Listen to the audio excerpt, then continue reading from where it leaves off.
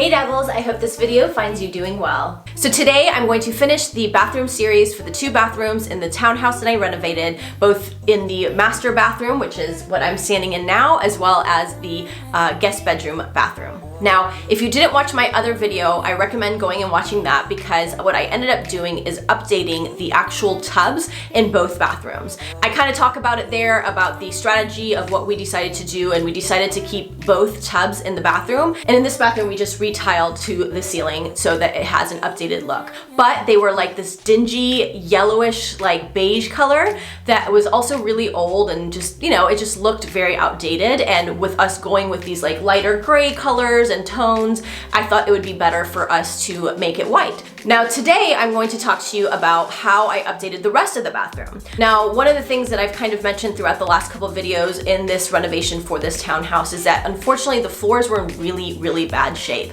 There was like this vinyl covering inside of, you know, both bathrooms that was just, you know, really outdated. Because we were doing the floors in the bathrooms a gray wood, we decided to get this tile that also has like this like wood grain look on it, but it's an actual tile. That took almost the entire budget to redo the floors. So I was really limited in what I could have done for everything else, but both bathrooms really needed a coat of paint. One of them was, you know, green. The other one had this like, you know, dingy mud color, and it just made it look smaller because it was such a bold color in a small space. And also, if you look at a lot of the interior design colors now, it's a lot of neutral colors, a lot of grays, a lot of light beiges, but not in the 90s beige kind of way, more of like whites with beiges and, you know, just kind of like a very small touch of off-white.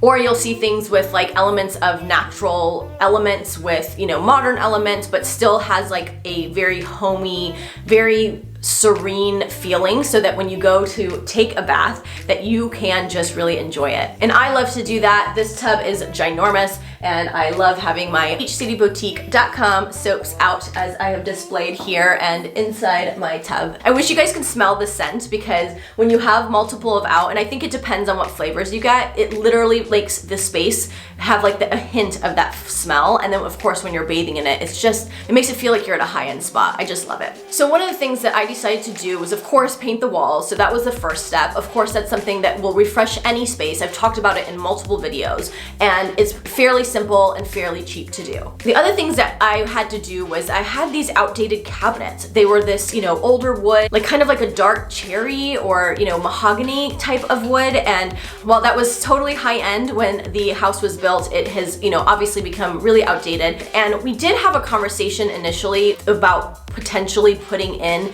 new cabinets. If you go to Home Depot or Lowe's, they actually sell a like sink in a box. I did it for my last renovation, which I wish I had filmed, but I didn't. They had one of those pedestal sinks that was really like in for a while and very like modern at the time, but it is really not functional. You can't put anything in there, and people want to have their cabinet space. They want to be able to put their toiletries, they want to be able to put their cleaning supplies underneath a cabinet, and you can't do that when you have a pedestal sink. In that last house, I had gotten this, you know, sink in a box that I'd essentially gotten from Lowe's, and was able to easily install it, and it looked absolutely great. It literally brought the space to a whole new level because it looked like a brand new bathroom. But the cabinet in the box is quite small. There wasn't that much space. It gave space in comparison to the pedestal sink, but overall it wasn't that big of space. And these cabinets, of course, have been created custom for this space, and it's a lot bigger. So after talking to the homeowners, we decided that like the best thing to do was to save money and just keep the cabinets and see how we can update them.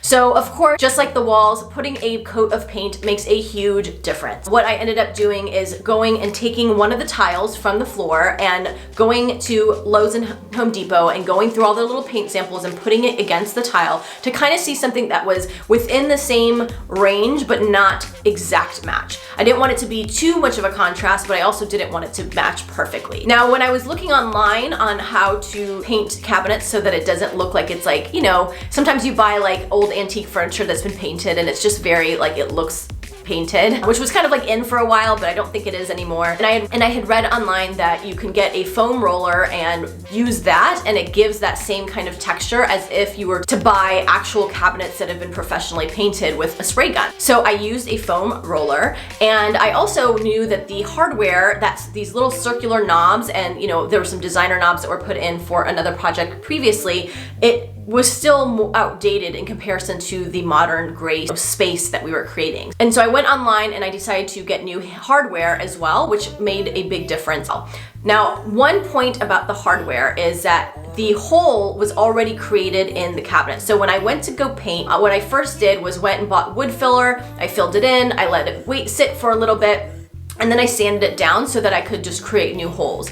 And the initial hardware that I'd gotten had 2 different holes so that I could have like a handle. And I went to go install them, and the homeowner was gonna help me with that process. And he made a really good point, and he said, you know, for us to create this, it's gonna be a lot more work because you have to create those holes and make sure they're like literally exact, and it being even slightly off is gonna make it look like really cheap. And I was like, you know, you're right. If I'm gonna have to make a new hole, you have to be really good at details, and those little tiny details like that can make it look amateur. And so I decided, you know what, let's just go back, and I'm gonna go back to the table and see if I can find some handles that are still modern in that kind of like handle look, but without having to create 2 holes. And thankfully I was able to find some on Amazon. I found these nickel hardware pieces that are only 1 hole, and you kind of just pull it out. That worked perfectly, and I was able to put it in the holes that I had just filled, but that's okay.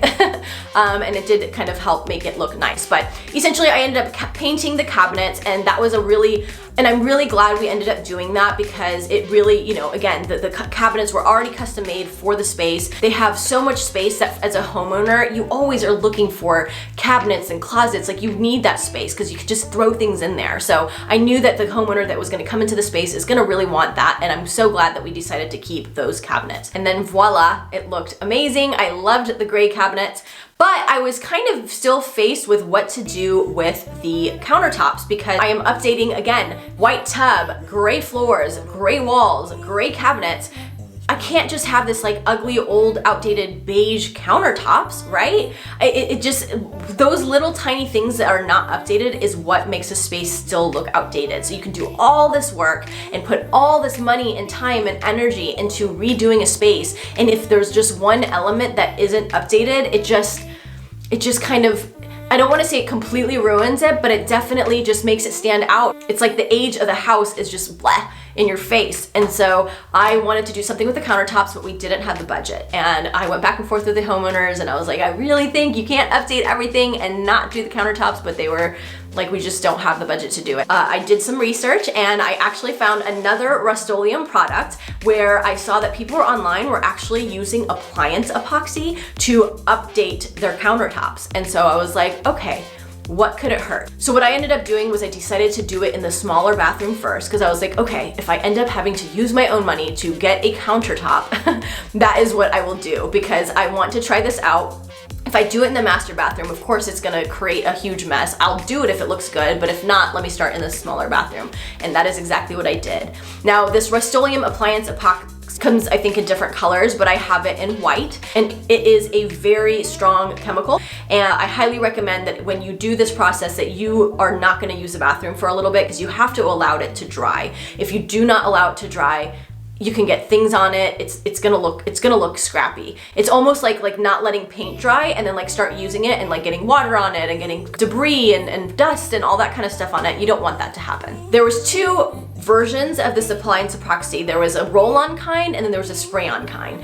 Because I was putting in new floors, I had the luxury of kind of being able to make a mess and be okay with it, especially in that smaller bathroom. I was like, let me do this at a time where I, you know, again, if it kind of oversprays, like I didn't know what it was gonna be like. And it definitely, if you use a spray, you will definitely see that there is a lot of overspray, like a lot. I'll tell you the ending that I did do 2 bathrooms with the spray, and then I ended up doing the downstairs bathroom as well with the roll-on. Huge difference. I like the way that the spray looks a lot better. It looks so much more professional. It looks like a countertop that you would have purchased at a store. When I did the roll-on, I don't know what exactly, if it was just a consistency with the roller or, you know, the material that the counter was made out of, but the roll-on just looked a lot sloppier. You can see that the imperfections like a lot more. So I do prefer the spray version of this, but I will caveat that it is really, really hard because it has a crazy amount of overspray. Like, you don't even realize how much overspray. And I was very lucky that I was redoing the entire bathroom, and I had taken precautions. So I did tape all around the cabinets, I taped around the mirror, I put all of that out. But that spray went everywhere. And I don't know if it went through the vents or whatever, but it had gone out of the bathroom. And thankfully I hadn't put the floors in yet where, outside of that, but it had actually like gone on everything, and it doesn't come off easy. This is a major warning. Do not ruin your home by doing this process without taking the severe precautions that you need to take for any overspray that's gonna go. When I did this bathroom, it was on everything. It had oversprayed on everything. I closed this door, thankfully, so it didn't end up getting out, but in the other room, I didn't actually end up closing the door, and the overspray had gotten into the bedroom. And I was like, are you kidding me? Like, I can't believe how much overspray it has. It's like micro, like you don't see it. When you do it, you think, oh, okay, well, it's just here, and then you see it settle, and you're like, it's fine. There's like micro spray that basically goes everywhere. So I say all this because I really, really want to stress that if you use a spray, you have to be extra, extra careful. You have to take all the precautions and basically tape everything off.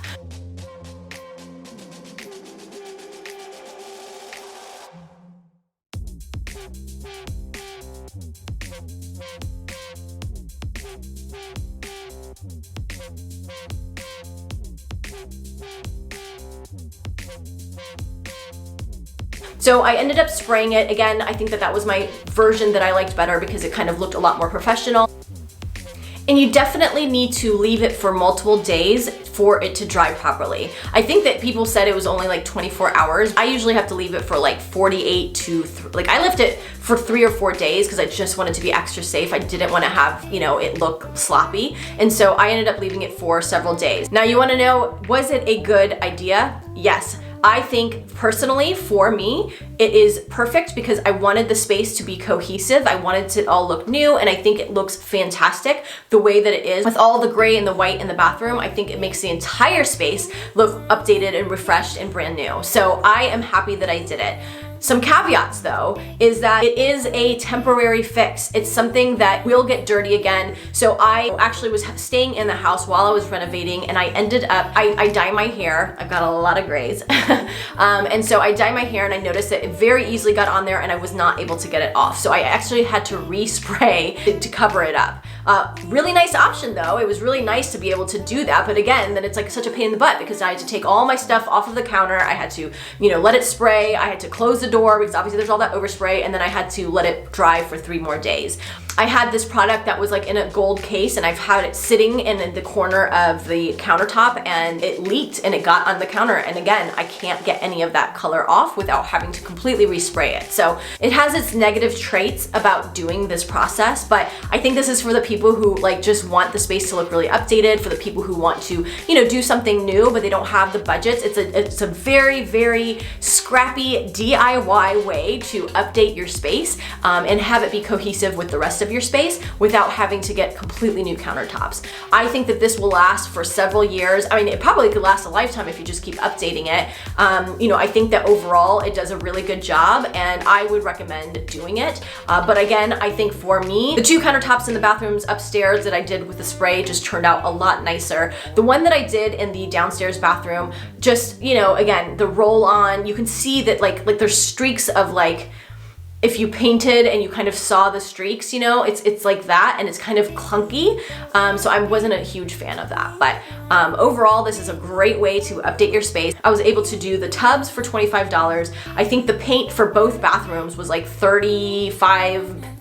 It may have not even been that much, but I feel like it was in like the $35 range. I got the handles on Amazon. I think they were like $20 or $30. And I got the Countertop Appliance Epoxy, which I think it's like $10 a can. I probably ended up having to use 2 or 3 cans. I can't recall. It's been a while since I did that. So overall, not counting the flooring in these bathrooms, I was updating the entire rest of the bathrooms for like a couple $100 for both bathrooms. That is really, really incredible. And a lot of times when I make these videos, it's just to encourage you to, get out there, do some Google searches and find different ways of updating something without having to get like a whole new cabinet or a whole new countertop or a whole new, you know, flooring even. I hope one day I can make a video about it, but I've seen so many people make these videos where they paint their tiles and they are painting their floors with stencils, and it looks really incredible. And I'm sure, again, there's like